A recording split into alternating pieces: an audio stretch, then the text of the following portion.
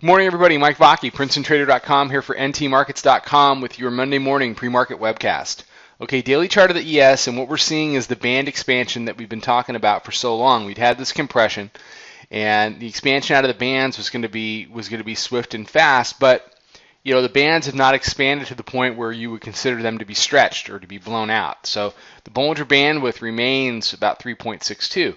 So what have we been doing, and what are we looking for? Well, what we've been doing is we got short the close Wednesday, right around the 65 area, and we covered most of that, but not all of it, into the two tests of the yellow line, which is the 100-day exponential moving average. So one thing that about Friday was it was not a fear trade. It wasn't blood in the streets. You didn't see panic. For the course of this expansion over the course of a couple of days, it has been very orderly. It's been very orderly, just a series of lower highs and lower lows. You have not seen that that 15-minute candle or that 5-minute candle that just makes you jump out of your seat and just scares the bejesus out of you. We're not seeing that. We're just seeing an orderly sell-off. You're seeing expansion out of a very tight compression.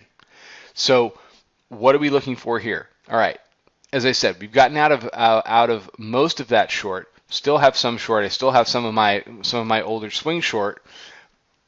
Right now we are long the 1912 area. Okay, because after two tests of the 100-day exponential moving average, that's something you can really sink your teeth into and say, okay, if this is a bounce level, this is where it really most likely would be.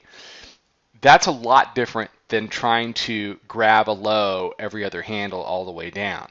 That fuels the extension of the move. Just like people that try to pick the top during the course of an upper band ride and consistently get squeezed out again and again over the course of the day, that fuels higher prices. It's the same dynamic. Squeezes work both ways. My ideal bounce target is still the red line here, the 50-day exponential moving average. And the test of that area is going to determine who is going to control this market probably for the next couple of months.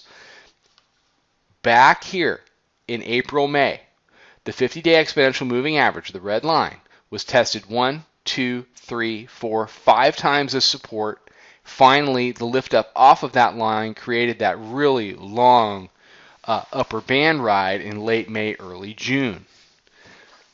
We've broken through that level. We've closed below that level.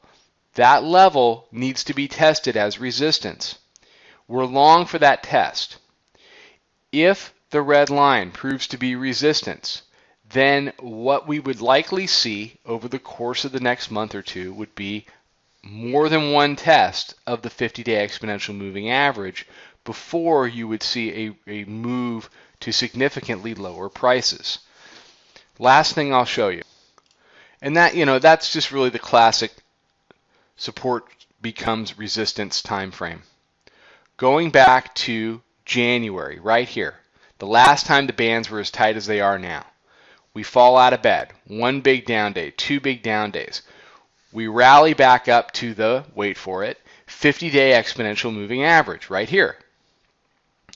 That level failed, and we did the larger leg down to the 1732 area.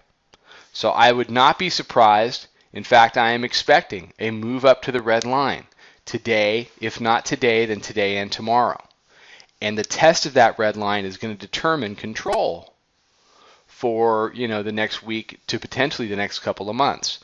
If the bulls can rally back off of the lower low, should this area fail, and get back through, then you'll see some choppy action as we saw in March, April. But if it's a straight fail that continues to fail, and the red line develops itself as consistent resistance, then the bears can control this tape into the fall. That's what we're looking at, and that's how we're trading it. Everybody have a fantastic day. Follow us on Twitter at Princeton Trader. I will be tweeting out more. As I said on Friday afternoon, my focus is always going to be my subscribers. And to that note, check out the website. Come check out the chat room. We're doing some fun things in there. It's a great group of traders, and some very, very productive trading has been going on in there. So come check it out. I'll be back tomorrow morning with another webcast. Trade 'em well, everybody.